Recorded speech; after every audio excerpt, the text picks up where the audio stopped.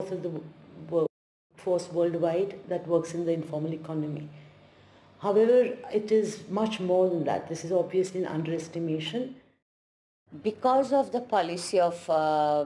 globalization, the policy of WTO, IMF,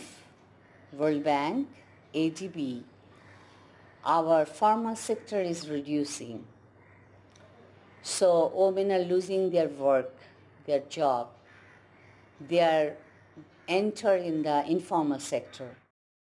It is increasingly being recognized that there is no two sectors, the formal and the informal. There is one economy in which there is a continuum where you have the same products often going from one end of the economy to the other, from one end of the labor market to the other. At one end are the large factories which employ workers with relatively better conditions. At the other end are home-based workers and very, very poor workers who work often for the same product. So the market is the link and it is the same economy. We need to restructure work itself. We need a multi-dimensional approach to organizing women workers. So what we need to do is to see how work is changing, how needs of women workers are changing, and respond accordingly. If we don't do that, what happens is what is happening to several unions all over the world, and that is that the union membership is declining because women just don't see the need.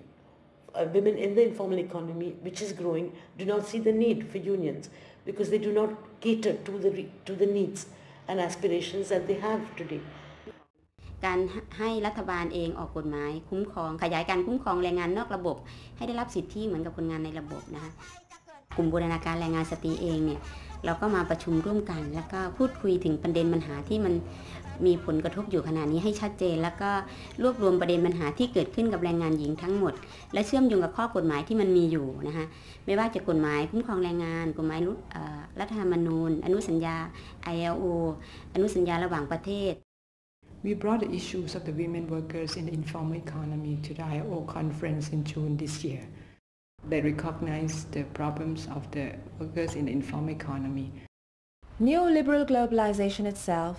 feeds upon gender discrimination and effectively uses patriarchal values to exploit women's productive and reproductive labor. The women workers movement is developing long-term strategies to politicize and to resist. A solution to this would begin by making our governments change this attitude, making our governments take the interests of people more than they would represent the interests of profits. The women's movement has to be strengthened and broader alliance has to be made with the other civil society groups, NGO sector and the trade union movement together so that there is a big pressure on the political forces to take the gender sensitive policy. It is very important we make a global alliance in the women's movement so that we can fight the global forces